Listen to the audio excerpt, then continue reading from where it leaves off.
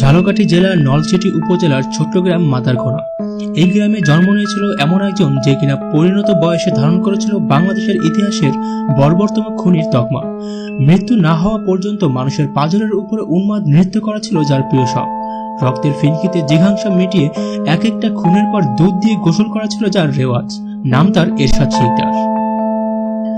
মাদারঘোনা গ্রামের এক দরিদ্র কৃষক বন্দে আলী মিয়ার ছোট ছেলে এই এরশাদ। তার ছেলেবেলাটা ছিল বাস্তবতার বেশ কঠিন অভিজ্ঞতার মধ্যে দিয়ে কেটেছিল বলা যায়। নিজের জমি ছিল না বন্দে আলীর, ছোটখাটো ব্যবসার খুচরো কাজ করে সংসার চলত কোনো রকমে। এরশাদের বয়স যখন 12 কি 13, তখন কঠিন এক অসুখে পড়ে মারা যায় বন্দে আলী। অভাবের সংসারের হাল ধরার চেষ্টা করলো মা, বাড়ি বাড়ি কাজ করতে লাগলো। এদিকে এরশাদ ব্যস্ত এলাকায় ডানপিটমো করতে। স্কুল পালানো তো বটেই, এর ওর সাথে মারপিট, এটা সেটা চুরি, এই করেই তার সময় কাটছে। তখন আর প্রতিদিন মায়ের কাছে তার নামে নালিশ আসছে। এর মাঝে একদিন এরশাদ এক ভয়াবহ ঘটনার সাক্ষী হলো। এরশাদের বাসায় প্রায় এক লোক বেড়াতে আসতো, তাদের প্রতিবেশী, এলাকায় বেশ ক্ষমতাবান সে। একদিন এরশাদ জেনে গেল ওই লোকটা আসতো তাদের ঘরে। তার মায়ের ওপর অন্যায় লালসা মেটানোর দৃশ্য সে দেখে ফেলে। ওই মুহূর্তে তার মাথার কোষগুলোতে কি চলছিল আমরা জানি না, তবে এটা জানি এমন একটা সময় এরপর এসেছিল যখন এই এরশাদের ভয়ঙ্কর নিপীড়নমূলক লালসার শিকার হতে হয়েছে অসংখ্য নারীকে। এমনকি তার ভোগের তালিকা থেকে বাদ পড়েনি নিজের অরুজাত কন্যাও। সে গল্পে পরে আসছি। 1966 থেকে 67 সালের দিকে এরশাদরা খুলনার ঘাট এলাকায় চলে এলো। সে, মা আর বড় ভাই। মা এলাকার বাসায় বাসায় কাজ করতে লাগলো। বড় ভাই হলো ঘাটের কুলি, আর এরশাদ হলো ঘাটের কুলিদের নেতা কাশিম সর্দারের সহযোগী। এবারে সে পুরোদমে শুরু করলো ছিচকে চুরি। প্রায় সে ধরা পড়তো চুরি করে। গায়ের রং ফর্সা হয়, অনেকেই তাকে ডাকতো রাঙাচোরা, কেউ ডাকতো ধলাচোরা বলে। ট্রলার থেকে মাছ চুরি, গম চুরি, জাহাজ থেকে তেল চুরি, এসব করে অপরাধের অন্ধকার জীবনে হাত পাকাতে লাগলো এরশাদ। এর মধ্যে কাশিম সর্দারের জায়গায় এলো আমজু সর্দার। দ্রুতই আমজু সর্দারের কাছের লোক হয়ে উঠল সে। হঠাৎ একদিন ভয়াবহ এক ঘটনা ঘটল। আমজু শিকদারের সমকামিতার শিকার হলো এরশাদ।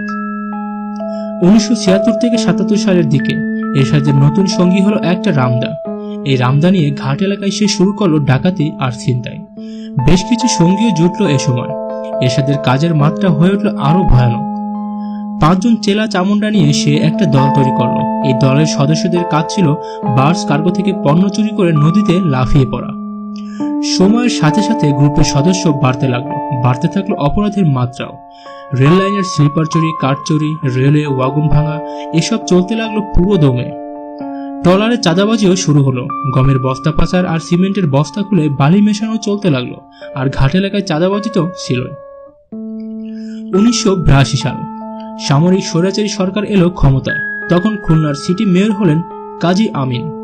আর তখনকার উঠতি গুন্ডা সর্দার এরশাদ হয়ে উঠল কাজী আমিনের কাছের লোক। তার চাঁদাবাজি মাস্তানি করার শক্তি বেড়ে গেল অনেক গুণ। একসময় যার সহযোগী ছিল এরশাদ, সেই কাশিম সর্দারকে হটিয়ে দিল সে। ক্ষমতার পরিধি আরো বড় হলো। খুলনার 4-5 নম্বর ঘাট এলাকার রেলওয়ে কলোনি আর আশেপাশের মার্কেটগুলোতে একক অধিপতি হয়ে উঠল সে। এরপর শুরু হলো দখলের পালা। 1984 থেকে 86 এই সময়টা জুড়ে এরশাদের সাম্রাজ্য বিস্তৃত হলো দখলের মধ্য দিয়ে। রেলওয়ের মার্কেট করায়ত্ত করলো সে। রেলওয়ের জায়গা দখল করে নতুন মার্কেটও তৈরি করলো। আন্ডারওয়ার্ল্ডের ভয়ঙ্করতম এক ব্যবসা মাদক, এরশাদের নজর পড়লো সেখানেও। খুলনায় মদ, গাঁজা, হেরোইন, ফেন্সিলের ব্যবসায় হাত পড়ল তার। 1988 সাল এরশাদ শিকদারের অপরাধ জগতে যুক্ত হলো প্রশাসনিক ক্ষমতা। সেবার ভোটারবিহীন নির্বাচনে খুলনার তৎকালীন 21 নম্বর, বর্তমানে 8 নম্বর ওয়ার্ডের কমিশনার হলো এরশাদ। আরো ফুলে ফেপে উঠতে লাগলো তার সাম্রাজ্য। বাংলাদেশ শিল্প ব্যাংক, বাংলাদেশ বিমান আর বাংলাদেশ রেলওয়ের জায়গা দখল করে গড়ে তুলল বস্তি। বস্তি জুড়ে ছোট ছোট ঘর, কুলি, রিক্সাওয়ালা, দোকানি, হোটেল কর্মচারী, ওয়ার্কশপ মেকানিক, এমনকি নানান পেশার প্রায় 50 থেকে 60 হাজার মানুষ বস্তিতে থাকা শুরু করলো একসময়। এদের মধ্যে অনেকেই যুক্ত হয়ে পড়ল এরশাদ শিকদারের সন্ত্রাসী কর্মকাণ্ডের সাথে। এভাবে এরশাদ হয়ে উঠতে লাগলো দক্ষিণাঞ্চলের অপরাধ জগতের একচ্ছত্র অধিপতি। একই সাথে পরিণত হতে লাগলো রক্তপিপাসু এক ভয়ঙ্কর দানবে। মানুষের রক্ত নিয়ে পাষাণ ক্রিয়ায় মত্ত হয়ে ওঠার দিনগুলো শুরু হলো তার। সে সময় তার অবৈধ ব্যবসার বিরোধিতা করার চেষ্টা করত না কেউ। কিন্তু বিরোধিতা সহ্য করার লোক সে নয়। এর জন্য শাস্তি নির্ধারিত হতো একটাই, এরশাদের হাতে পৈশাচিক কায়দায় খুন হয়ে যাওয়া। এ নিয়ে বলতে গেলে ইনসাফ, কামাল ও খালেক নামের 3 নৈশ প্রহরীর কথা আসবে শুরুতেই। একবার তারা এরশাদের চোরাচালানের কিছু মালামাল ধরে দিয়েছিল পুলিশের হাতে। এত বড় স্পর্ধা, ভয়ানক ক্ষিপ্ত হলো এরশাদ। এই তিনজনকে ধরে নিয়ে যাওয়া হলো এলাকার প্রভাতী স্কুলের পেছনে। এরপর এক একজনকে মাটিতে ফেলে বুকের উপর লাফাতে লাগলো এরশাদ। অবিরাম আঘাতে পাঁজর ভেঙে দেওয়া হলো তাদের। তারপর গলায় নাইলনের দড়ি দিয়ে শ্বাসরোধ করে হত্যা করা হলো একে একে। এদিকে সেই খুনের দৃশ্য দেখে ফেলে শাহজাহান নামের একজন। এর শাস্তিও ওই একটাই, তাকেও ঘাট এলাকায় নিয়ে নৃশংসভাবে খুন করা হলো। একবার তার মাদক ব্যবসায় বাধা দিতে চেয়েছিল নান্টু। এই অপরাধে প্রথমে তাকে পিটিয়ে হাসপাতালে পাঠানো হয়, তারপর আবার লোক পাঠানো হয় হাসপাতালে। তারা বিষাক্ত ইনজেকশন শরীরে ঢুকিয়ে খুন করে নান্টুকে। এরশাদের সাথে ব্যবসা করে তা থেকে ছুটে বা ফিরে আসার কোনো উপায় ছিল না। একবার এরশাদের সহযোগী 6 ব্যবসায়ী তার সাথে আর ব্যবসা করবে না বলে সিদ্ধান্ত নেয়। এত বড় অপরাধ, শাস্তি দেওয়া হলো নাটকীয়তা। একদিন তাদের দাওয়াত দিল এরশাদ। সারাদিন নানান খাবার দিয়ে ভরপেট আপ্যায়ন করা হলো তাদের। তারা জানতো না সবশেষে কি আতিথ্যতা অপেক্ষা করছে। নিদারুণ নির্মমতায় একে একে 6 জনকে নৃশংস বর্বরতা কায়দায় খুন করল এরশাদ। 6টা লাশ ডুবিয়ে দেওয়া হয় ভৈরব নদীতে। 1991 সাল, সামরিক সরকারের পতনের পর ক্ষমতায় তখন বিএনপি। এতদিনের ভুল পাল্টে ফেলল এরশাদ। বিএনপিতে যোগ দিল সে। এবার এরশাদ শিকদারের সম্পত্তির তালিকায় যুক্ত হলো একটা বরফ কল। এই বরফ কলটাই পরবর্তীতে হয়ে ওঠে এরশাদের ইতিহাসের ভয়াবহতম কনসেন্ট্রেশন ক্যাম্প। ঘাট এলাকার একমাত্র এই বরফ কলের মালিক ছিল রফিক। তাকে এলাকা থেকে তাড়িয়ে দিয়ে সেটা দখলে করে নিয়েছিল এরশাদ। ঘাটের প্রত্যেক ব্যবসায়ীকে এই কল থেকে বরফ নেওয়ার জন্য বাধ্য করা হতো। বরফ কলটা পরিণত হয়েছিল রক্তহীন করা পৈশাচিক এক আতঙ্ক নামে। কারণ এরশাদ শিকদার এখানে চালাতো রক্ত মাংসে করা এক একটা মানুষের শরীর নিয়ে পৈশাচিক বর্বরতা। কি বন্ধু কি শত্রু, এরশাদ শিকদারের রক্তের লোভ ছাড়েনি কাউকে। একের পর এক মানুষ খুনের কারখানা। এই বরফ কলে একটা এয়ার কন্ডিশন রুম ছিল। এই রুমে এরশাদ শিকদার আয়োজন করত মদ জুয়ার আসরের। আর সে আসরে নিয়মিত যোগ দিত স্থানীয় প্রশাসন, পুলিশ, রাজনৈতিক দলের শীর্ষ নেতৃবৃন্দ। শোনা যায় বাংলা চলচ্চিত্রের এক নামকরা ভিলেনও উপস্থিত থাকতো সেখানে। মদ জুয়ার আসর শুধু নয়, বিলাসবহুল প্রমোদ বিহারের আয়োজনও করা হতো এদেরকে নিয়ে। এভাবে ধীরে ধীরে ক্ষমতাশীল লোকদের নিজের পকেটে পুরতে লাগলো এরশাদ শিকদার। নরপিশাচ হয়ে ওঠার রাস্তাটা আরো মসৃণ হতে লাগলো। এরশাদ তখন তৎকালীন 21 নম্বর ওয়ার্ডের কমিশনার। তার সবচেয়ে বড় প্রতিদ্বন্দ্বী পার্শ্ববর্তী 15 নম্বর ওয়ার্ডের কমিশনার আওয়ামী লীগ নেতা মোসলেম উদ্দিন খান। প্রতিপক্ষ গ্রুপ একবার মামলা করল এরশাদ আর তার সহযোগীদের বিরুদ্ধে। কোনো এক কারণে মামলার আসামির তালিকা থেকে বাদ পড়ে যায় এরশাদের দলের টাক আজিজ নামের একজন। সন্দেহ হলো এরশাদের, কেন তার নাম মামলা হলো না। সে নিশ্চয়ই অন্য গ্রুপকে সহায়তা করে। এরপর কেবল সন্দেহ মেটানোর জন্য এরশাদ খুন করলো টাক আজিজকে। তখন 4 আর 5 নম্বর ঘাট ছিল এরশাদের নিয়ন্ত্রণে।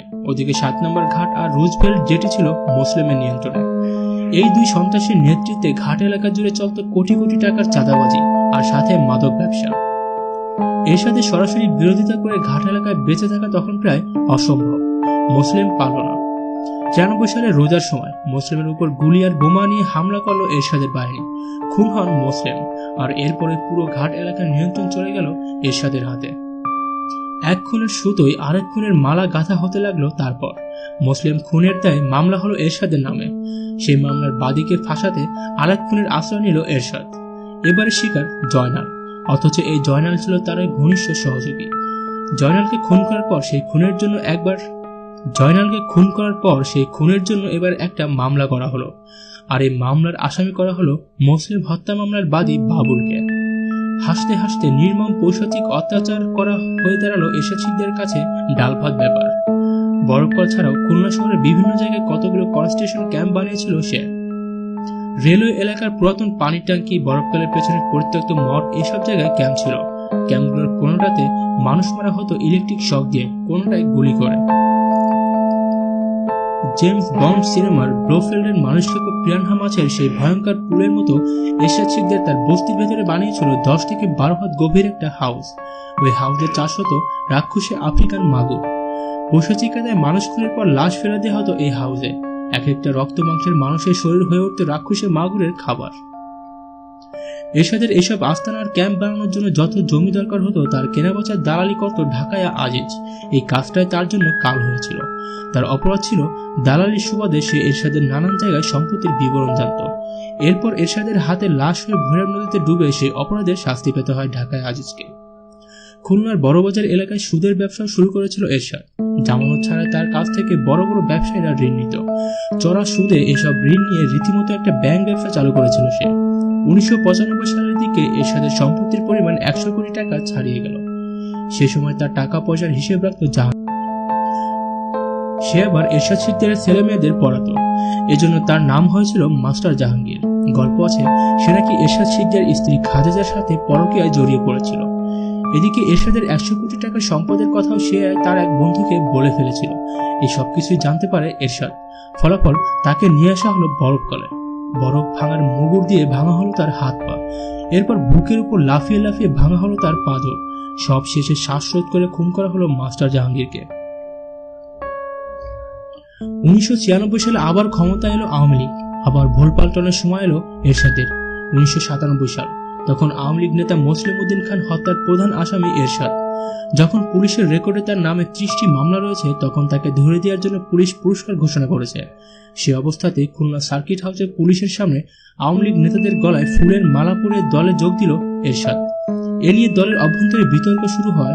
98 সালে তাকে বহিষ্কার করা হলো আওয়ামী লীগ থেকে। এরশাদের স্ত্রীর সাথে পরকীয়ায় জড়িয়ে কিংবা কেবল সন্দেহের অবসান ঘটাতে মাস্টার জাহাঙ্গীর ছাড়াও খুন হতে হয়েছে আরো অনেককে।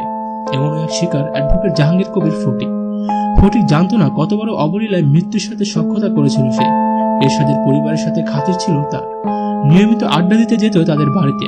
এর মাঝেই খোঁজার সাথে হয়তো কোনো সম্পর্ক হয়েছে ফটিকের, এমন সন্দেহ হয় এরশাদের। এরশাদ শিকদারের সন্দেহ শাস্তি একটাই, সেই সন্দেহ দূর করতে পশুচিক খুন হয়ে যেতে হয় অ্যাডভোকেট ফটিককে। আকিমুল খুনের ঘটনাটিকে হয়তো প্রকৃতির নির্মম রসিকতাও বলা যায়। ঝিনাইদহের টেলিফোন অপারেটর ছিল আকিমুল। এক রাতে টেলিফোনের ডায়াল ঘোরাতে ঘোরাতে দৈবক্রমে সে ফোন করে ফেলে এরশাদের বাসায়। বুঝতে পারেনি সে নিজের অজান্তে মৃত্যুদূতকে ফোন দিয়েছিল। এরপর এরশাদের স্ত্রী খোদেজার সাথে পরকীয়ায় জড়িয়ে পড়ল আকিমুল। এমনকি তাকে নিয়ে পালানোর পরিকল্পনাও করেছিল। জেনে ফেলে এরশাদ। বেজে গেল মরণ ঘণ্টা। পালানোর চেষ্টা করতে গিয়ে ধরা পড়ে দুজনই। খোদেজাকে বাড়ি পাঠিয়ে আকিমুল নিয়ে আসা হলো বরফ কলে। সেদিনই জমাট সিমেন্টের বস্তার সাথে বাঁধা অবস্থায় আকিমুলের স্থান হলো ভৈরব নদীর তলায়। আপাদমস্তক মানুষ বেশি এই দানব এরশাদ শিকদার এমন খেলা চলায় খুন করতে করতে কেড়ে নিয়েছিল 60 জন মানুষের জীবন। এই সংখ্যা শুধু পুলিশের প্রাপ্ত তথ্য অনুযায়ী। আরো কত প্রাণ প্রদীপ সে নিভিয়ে দিয়েছিল শুধু তার রক্তের নেশা মেটাতে গিয়ে। কে জানে এই অমানবিক পরিসমাপ্তির বর্ণনা। পরবর্তী পর্বে থাকছে এরশাদ শিকদারের জীবনের শেষ অধ্যায়। পরবর্তী পর্ব দেখতে এখনই চ্যানেলটি সাবস্ক্রাইব করে রাখুন।